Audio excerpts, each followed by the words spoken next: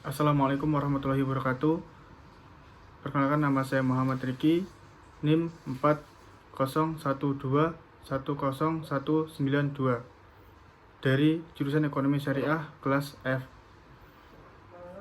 Di sini saya akan membuat video resum materi mata kuliah manajemen produksi untuk memenuhi tugas ujian akhir semester.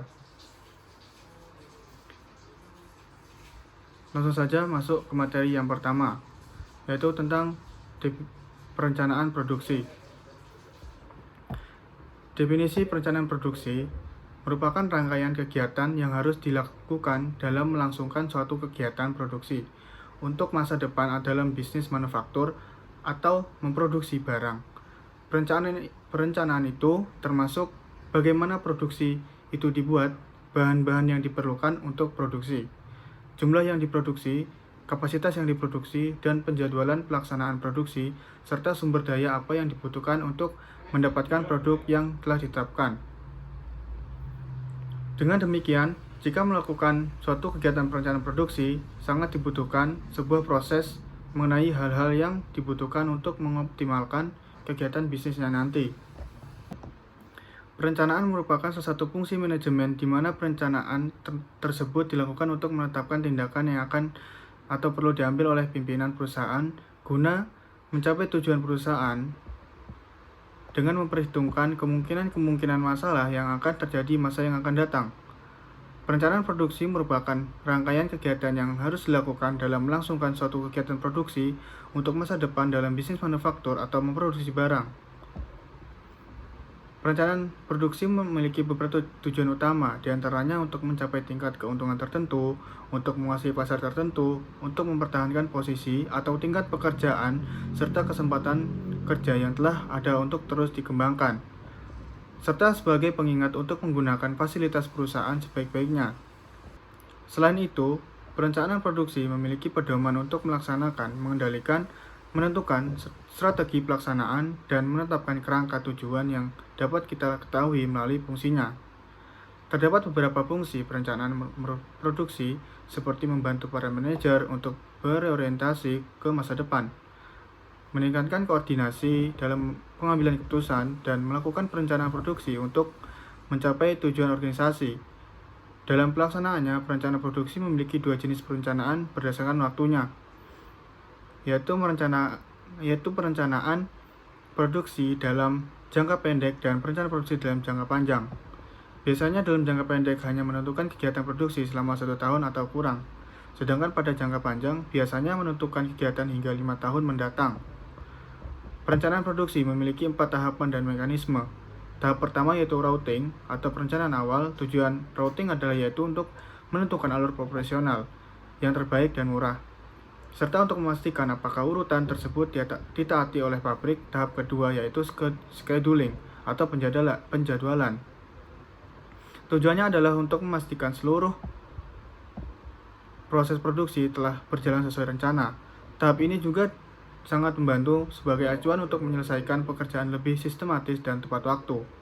Tahap ketiga yaitu dispensing, penugasan atau mulainya proses produksi. Tahap terakhir yaitu flow up. Tahap ini dilakukan untuk menemukan serta meminimalisir kecacatan produk, keterlambatan, gap, keterlambatan, dan masalah lain yang terjadi dalam proses produksi, sehingga dari evaluasi tersebut dapat digunakan sebagai acuan untuk masa yang akan datang dalam menjalankan proses produksi yang lebih baik. Selanjutnya yaitu materi yang kedua tentang strategi proses. Strategi proses adalah cara organisasi merubah sumber daya menjadi barang atau jasa.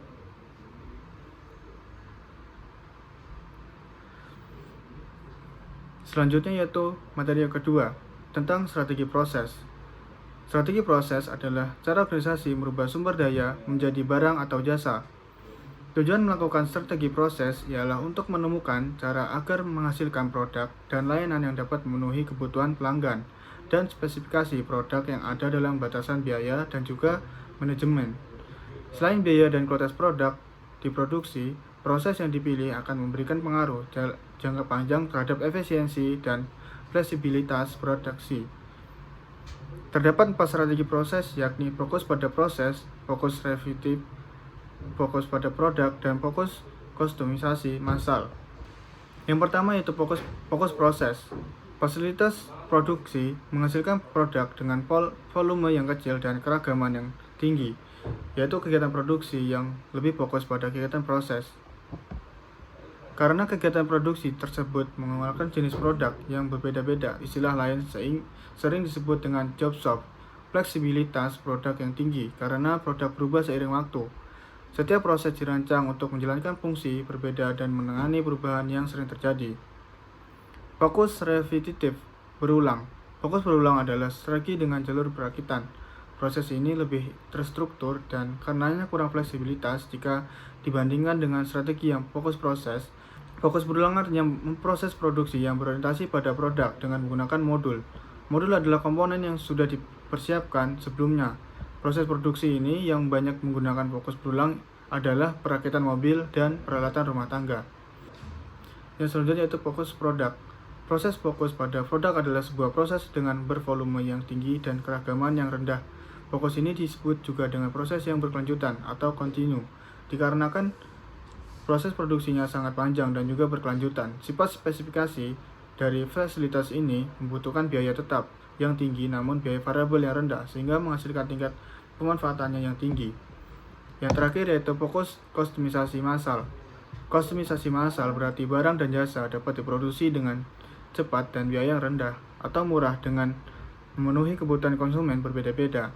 Namun kustomisasi massal ini tidak hanya tentang keragaman, dan juga tentang memproduksi kebutuhan dan keinginan konsumen. Agar produksi massal berhasil, kustomisasi massal memerlukan sistem berskala besar di mana produk disesuaikan dengan pesanan. Selanjutnya materi yang ketiga tentang strategi manajemen produksi. Strategi manajemen produksi adalah suatu rencana yang cermat terhadap suatu kegiatan pengolahan bahan baku menjadi barang setengah jadi atau barang jadi dengan penggunaan sumber daya guna mencapai tujuan spesifik secara efisien. Strategi ini melibatkan pengelolaan sumber daya manusia, peralatan, bahan baku, dan proses produksi secara keseluruhan. Sebuah strategi manajemen produksi yang efektif harus sesuai dengan arah strategi bisnis yang ditempuh oleh perusahaan. Oleh karenanya, sebelum membuat strategi produksi harus mempertimbangkan visi dan misi, strategi bisnis perusahaan, strategi pemasaran, karakteristik supplier, dan kebutuhan serta karakteristik pelanggan. Seperti yang diungkapkan bahwa produksi adalah proses mengolah bahan baku menjadi barang jadi. Dalam proses tersebut ada beberapa tahapan, antara lain pengelolaan rantai pasok produksi, perencanaan kapasitas produksi, pengaturan jadwal produksi, dan forecasting atau peramalan untuk memastikan efisiensi dan memenuhi tuntutan konsumen.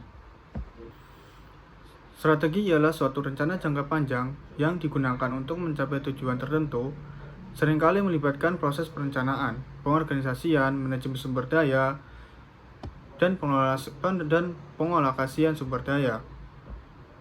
Dalam konteks industri, proses produksi melibatkan transformasi bahan baku menjadi produksi jadi atau produk siap pakai dengan menggunakan sumber daya untuk mencapai tujuan tertentu secara efisien. Strategi manajemen produksi yang efektif harus selaras dengan strategi bisnis perusahaan, termasuk visi, strategi, pemasaran, karakteristik, pemasok, dan pelanggan. The Uncertainty Framework adalah kerangka kerja yang dirancang untuk menentukan strategi pasokan produksi yang optimal untuk sebuah perusahaan dengan fokus pada stabilitas dan proses pemasok yang berkembang. Terdiri dari dua jenis, yaitu stabil yang ditandai dengan teknologi dan proses produksi dan berkembang yang dicirikan dengan perkembangan berkelanjutan.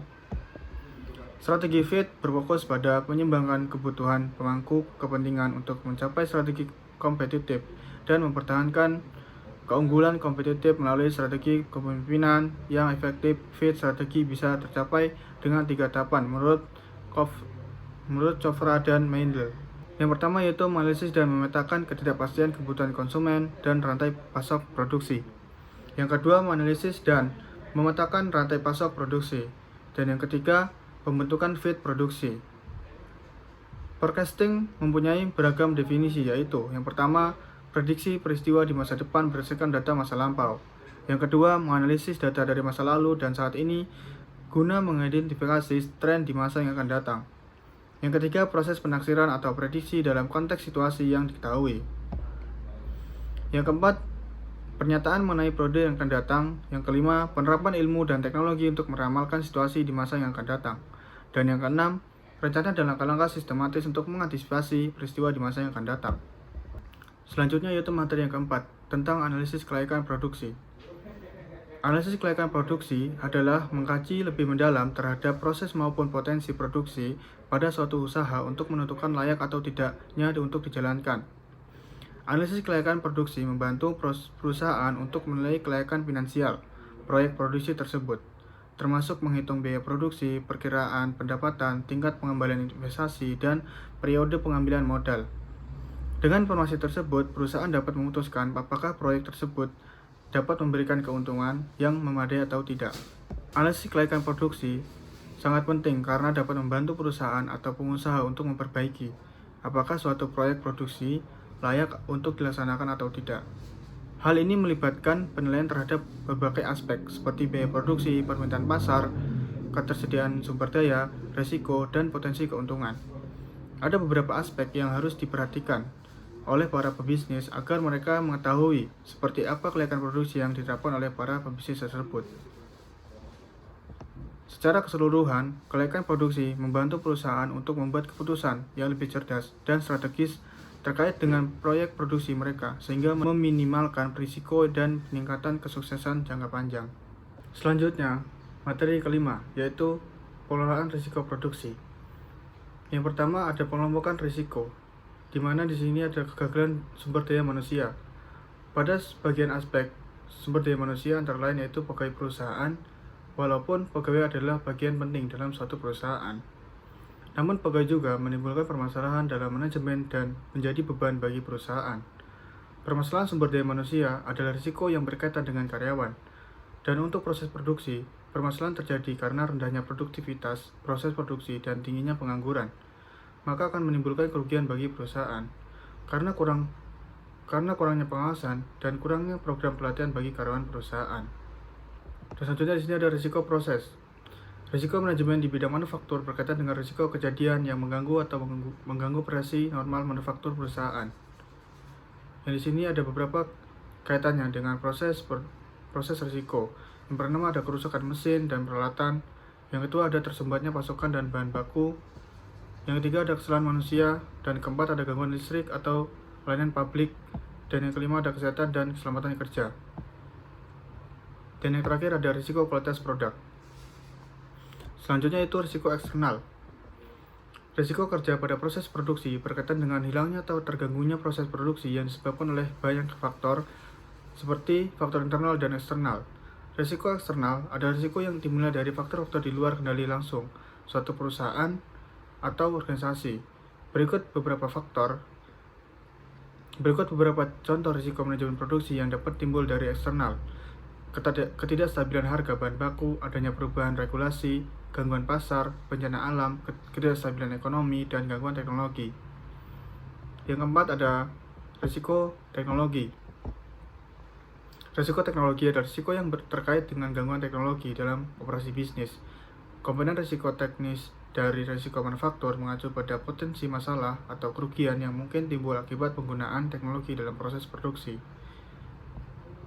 Berikut beberapa contoh masalah teknis terkait produksi: kegagalan sistem teknologi, kesalahan pengoperasian, kerusakan dan data kehilangan informasi, keamanan cyber, perubahan teknologi, kebergantungan pemasok teknologi, kesusahan regulasi, dan kepatuhan. Di sini ada tujuan manajemen risiko. Manajemen risiko dijalankan oleh suatu perusahaan atau organisasi. Tujuannya yang dimaksud adalah untuk melindungi perusahaan atau organisasi dari berbagai bahaya yang akan dihadapi oleh perusahaan. Dengan adanya manajemen risiko, perusahaan mampu mendeteksi beberapa kemungkinan risiko yang akan terjadi, serta solusi yang akan diberikan bila risiko itu benar-benar terjadi, sehingga perusahaan masih mampu bertahan walaupun diterpa berbagai macam masalah negatif. Di sini ada beberapa tujuan diterapkannya manajemen risiko dalam satu perusahaan. Yang pertama yaitu melindungi perusahaan, memberikan pelindungan kepada berbagai risiko mungkin menghambat kinerja perusahaan. memastikan telah dilakukannya identifikasi risiko serta tindakan yang akan dilakukan untuk meminimalisir dampak dari risiko tersebut. Menciptakan sifat proaktif dapat mendorong setiap manajemen untuk selalu sigap dalam mengurangi risiko. Memastikan rencana tindakan berjalan efektif serta dapat meminimalisir dampak dari risiko terjadi. Membantu menciptakan pola kerja yang konsisten atau risiko yang terjadi.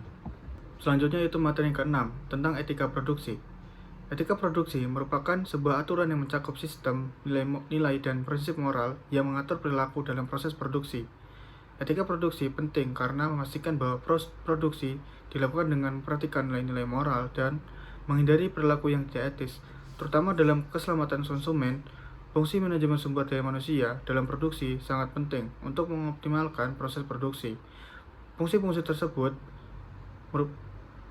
melalui beberapa cakupan, yaitu perencanaan, pengorganisasian, dan penggerakan merupakan bagian integral dalam memastikan kelancaran operasional produksi.